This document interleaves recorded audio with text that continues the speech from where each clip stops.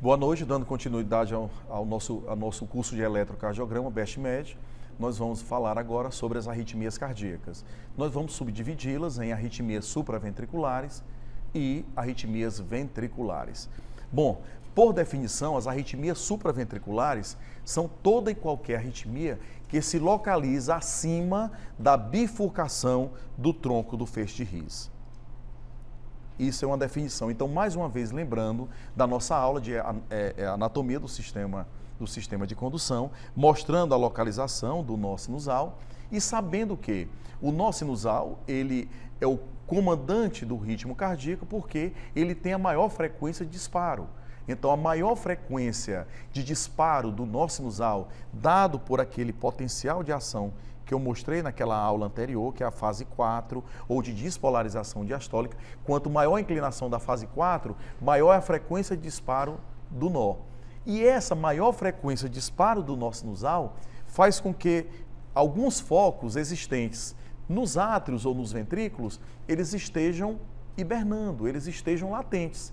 E isso é o que nós chamamos de overdrive suppression, é uma supressão por uma frequência maior. Então, vale a pena mencionar que nós temos regiões dos átrios, do septo interatrial, que podem, ocasionalmente, por uma estimulação simpática, por exemplo, por uma hiperatividade adrenérgica ou por qualquer droga simpática ou mimética, estimular esses focos e gerar ou uma extrasístole atrial, por exemplo, ou um ataque cardíaco atrial, ou até mesmo algumas arritmias dos átrios que são frequentes, como, por exemplo, a fibrilação atrial, nós vamos ver, atrial fibrillation, ou, por exemplo, o flutter atrial, que são ambas arritmias muito comuns na prática clínica diária. Então, mais uma vez mostrando essa morfologia novelada do tronco do feixe de His, mostrando a seguir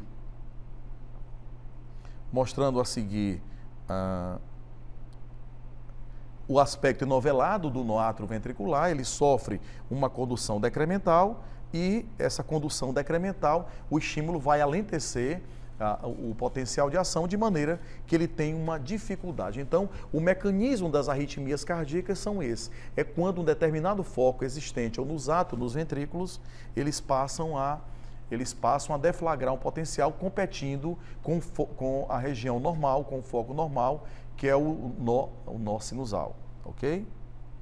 Não está passando. Não. Preocupa não que eu edito isso. Ah, tá. Estava preocupado.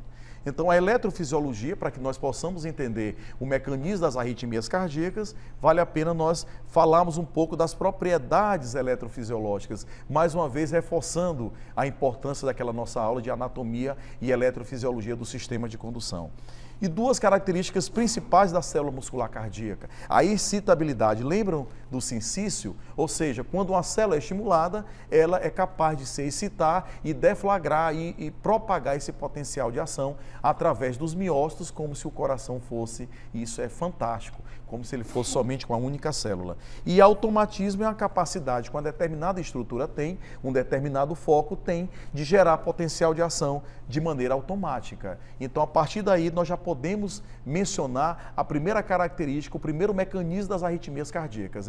Chama-se hiperautomatismo. O que vem a ser o hiperautomatismo?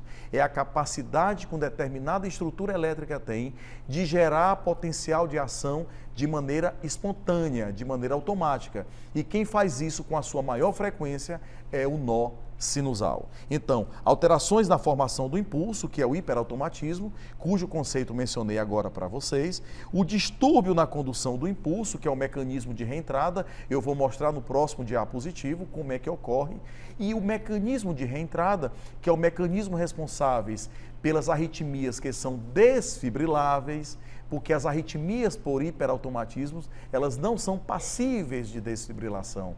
São passíveis de desfibrilação as arritmias por mecanismo de reentrada. E aí se incluem a fibrilação atrial, o flutter atrial e, no caso dos ventrículos, a taquicardia ventricular, a própria fibrilação ventricular, são mecanismos de reentrada que são mecanismos passíveis de nós chocarmos e o paciente retornar para o seu ritmo normal. Então, distúrbio na formação, distúrbio na condução e distúrbio na formação e condução do impulso elétrico.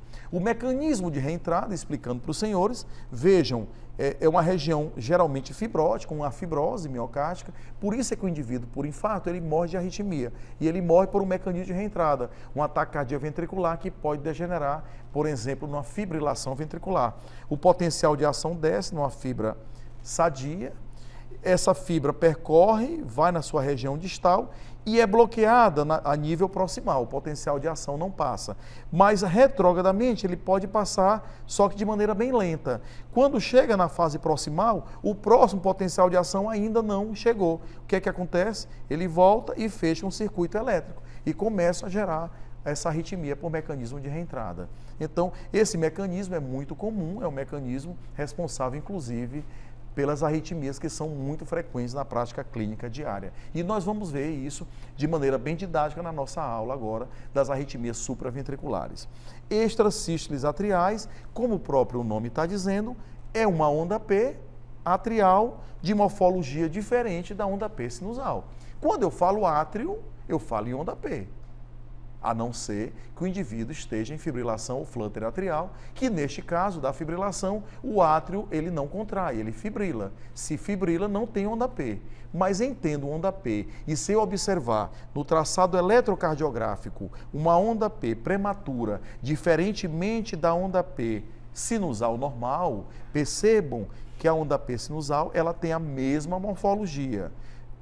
De repente surge uma onda P precoce, diferente da onda P sinusal, e que passa pelo nó átrio ventricular e gera um complexo QRS simultâneo ao complexo QRS de uma onda P sinusal normal. Então, quando você tem uma onda P de morfologia diferente da P sinusal, se configura uma extrasístole atrial. E percebam novamente uma onda P, uma extrasístole atrial prematura. Então, aqui, mais uma vez. E por vezes, a gente não observa a onda P. Ela é tão precoce que cai sobre a onda T do complexo QRS precedente e nós não a visualizamos. E aí vocês perguntam, mas como? Se eu não visualizo uma extrasístole atrial? Claro, você percebe que há o QRS. Então, se há o QRS, é porque alguma estrutura se despolarizou, passou no nó átrio ventricular e ativou o ventrículo. Então, neste caso também, você tem uma extrasístole atrial, mesmo que você não consiga observá-la. Mas percebo que essa onda T, ela tem uma amplitude maior do que as ondas T do complexo precedente. Então, algo caiu sobre ela. E nesse caso, o algo é a onda P extrasistólica. Então, é extremamente simples, é extremamente fácil o diagnóstico eletrocardiográfico de aqui é uma P sinusal, extrasístole atrial, P sinusal, extrasístole atrial, P sinusal, extrasístole atrial. Quando há essa alternância entre a onda P atrial e uma extrasístole atrial, isso aqui nós chamamos de bigeminismo. Então, pode ter bigeminismo atrial, como pode ter também um bigeminismo ventricular. É quando há uma alternância entre o batimento normal e o batimento extrasistólico. E aqui vocês podem observar uma onda P precoce diferente da P sinusal. Se configura uma extrasístole atrial. Extremamente simples. Quando você tem P sinusal QRS, P sinusal QRS, de repente você tem duas ondas P consecutivas, lado a lado, diferentes da P sinusal, já se configura um par de extrasístoles atriais. Então, uma extrasístole é uma, duas extrasístoles um par. Mas quando você já tem três extrasístoles lado a lado, já se configura um quadro de uma taquicardia supraventricular. Esse conceito é muito amplo. Como eu mencionei para vocês, taquicardia supraventricular é toda e qualquer arritmia que se localiza acima da bifurcação do tronco do feixe de His. E aí nós poderemos pôr uma taquicardia sinusal, como taquicardia supraventricular, a taquicardia sinusal hiperautomática, por micro-reentrada, quando tem múltiplos focos desencadeando a arritmia, o flutter atrial e a fibrilação atrial. Ela pode ser paroxística, quando surge subitamente, não paroxística, quando o surgimento é gradual, sustentada, quando a duração é superior a 30 segundos, ou não sustentada, quando a duração é inferior a 30 segundos. Também ela pode ser dita sustentada quando já menos do que 30 segundos, mas que desencadeie desencadeia um quadro de repercussão hemodinâmica importante e aí você já pode mensurar como uma taquicardia sustentada. Aqui vocês podem observar uma taquicardia de QRS estreito, regular. Neste caso, professor, nós não visualizamos a onda P, ela está presente, provavelmente retrógradamente. Quando a gente põe, por exemplo, um cateter esofágico, a gente consegue visualizar. Mas quando você tem uma taquicardia que você não visualiza a onda P, é porque ela cai em cima da onda T do complexo precedente e por vezes a gente não visualiza. Mas isso não tira o conceito de ser uma taquicardia paroxística supraventricular. O ritmo sinusal, não, a gente sempre visualiza a onda P, ok? Como aqui no caso em questão, quando ocorre o cessar dessa taquicardia supraventricular, percebam que o paciente entra em ritmo sinusal e você tem um batimento de onda P facilmente visualizado. Então, a taquicardia atrial, já quando você configura 3 ondas P de morfologia diferente da P sinusal, lado a lado, conduzindo. Então, são ondas P de morfologia distinta do ritmo sinusal, geralmente com frequência de 150 a 240 batimentos por minuto.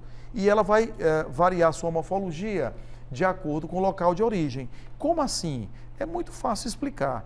Se a onda P, por exemplo, uma extracístole localizar na região atrial baixa, as derivações do plano inferior D2, D3 e AVF, elas vão observar que esse foco, ele vai ativar os átrios caldo cranial. Ele vai ver a cauda do vetor. Então, neste caso, eu vou ter onda P negativa em D2, D3 e AVF. Então, quando a onda P é negativa em D2, D3, AVF, ou o ritmo é a nível do nó AV, ou ele é a nível atrial baixo. Então, dependendo da localização da onda P, nós temos até condições de saber em que região dos átrios eles estão. Quanto mais semelhante essa onda P tiver da onda P sinusal, mais próximo o foco extrasistólico vai estar do nó sinusal. Isso é simples, isso é fácil. Então, percebam, onda P sinusal QRS, onda P sinusal QRS. De repente, você tem uma onda P de várias ondas P's, num total de 4, de morfologias diferentes da onda P sinusal. Só que, a partir de 3 batimentos, já se configura o quê? Uma taquicardia atrial, porque não é um ataque sinusal. A onda P é diferente da P sinusal. Então, neste caso, já se configura uma taquicardia atrial, no caso aqui não sustentada, com 2, 3, com 4 batimentos. Então, já se configura uma taquicardia atrial. Quando as ondas P extrasistólicas são idênticas, é uma taquicardia atrial unifocal ou monofocal. Quando são vários focos que se despolarizam nos átrios, são várias ondas P extrasistólicas de morfologias diferentes. Então, aí se caracteriza um ataque atrial multifocal, que é muito comum em indivíduos com DPOC. É uma forma rara, intoxicação digitálica também. O indivíduo pode ocasionar taquicardia atrial multifocal, geralmente por pós-potenciais tardios, e cuja frequência se dá em torno de 100 a 150 batimentos por minuto. Então, percebam várias ondas P de morfologias diferentes. Então, aqui se configura uma taquicardia atrial multifocal. Mais uma vez, ondas P de morfologias diferentes. Então, aqui é uma taquicardia atrial multifocal. Bom, a fibrilação atrial é uma arritmia extremamente comum, principalmente em indivíduos acima de 60 anos, e é a causa mais comum de acidente vascular cerebral isquêmico em idosos. Então, daí a grande necessidade do fácil reconhecimento eletrocardiográfico para que nós possamos reconhecer, anticoagular esse paciente, para que nós possamos evitar que o mesmo sofra um acidente vascular cerebral. É uma das mais comuns, como eu mencionei anteriormente, e como na fibrilação atrial, os átrios, eles não contraem, eles fibrilam, obviamente que nós não vamos ter onda P, nós vamos ter ausência de ondas P. Elas são substituídas por ondas F de alta frequência, ondas F de alta frequência e que observam um aspecto ondulado. Então, percebam que a frequência dessas ondas F são frequências muito elevadas, de 400 a 600 batimentos por minuto, tá certo? E, principalmente, vocês vão observar na fibrilação atrial um ritmo irregular. Ou seja, entre um QRS e outro, você tem uma irregularidade do ritmo. Então, quando você tem essa irregularidade dos complexos QRS, você não tem ondas P, que são substituídas por ondas F minúsculas de alta frequência, aqui se configura um quadro de fibrilação atrial. Ou seja, é uma arritmia extremamente fácil o seu reconhecimento na prática clínica. Intervalo RR irregulares, a ausência de ondas P substituída por ondas F de alta frequência, frequência em torno de 400 a 600 batimentos por minuto. E por fim, o flutter atrial, ela é também passível, assim como a fibrilação atrial, após uma anticoagulação adequada, ela é passível de cardioversão, assim como na fibrilação atrial, o flutter atrial, o mecanismo é reentrada, a fibrilação atrial, o mecanismo é micro-reentrada, e o flutter atrial, o mecanismo é de macro-reentrada, geralmente se localiza ao nível do átrio direito e se caracteriza extremamente fácil o seu reconhecimento, porque se caracteriza por ondas F, no caso maiúscula, em serrote. Percebam que as ondas F, elas têm um aspecto serrilhado e os intervalos RR são geralmente regulares. É uma arritmia que após a anticoagulação, o seu tratamento de escolha é a cardioversão elétrica, assim como a fibrilação atrial, mas a fibrilação atrial você pode também fazer uma cardioversão farmacológica ou cardioversão química, mas no flutter a cardioversão prioritariamente tem que ser elétrica, ela é pouco responsiva à cardioversão farmacológica. E é muito fácil, a observar, você observa geralmente nas derivações da parede inferior, D2, D3, AVF, essas ondas F de aspecto serrilhado e que vocês podem observar aqui nesse traçado. Então, ondas F em serrote, com QRS relativamente regulares, se configura um quadro de flutter atrial. Então, não há nenhuma dificuldade no seu reconhecimento. Então, são essas as arritmias mais frequentes e eu gostaria que vocês tivessem atenção especial tanto na fibrilação atrial quanto no flutter atrial, que são arritmias muito comuns na nossa prática clínica médica diária. Muito obrigado. Cai na prova, né? Isso é o que cai em prova. Cai na prova.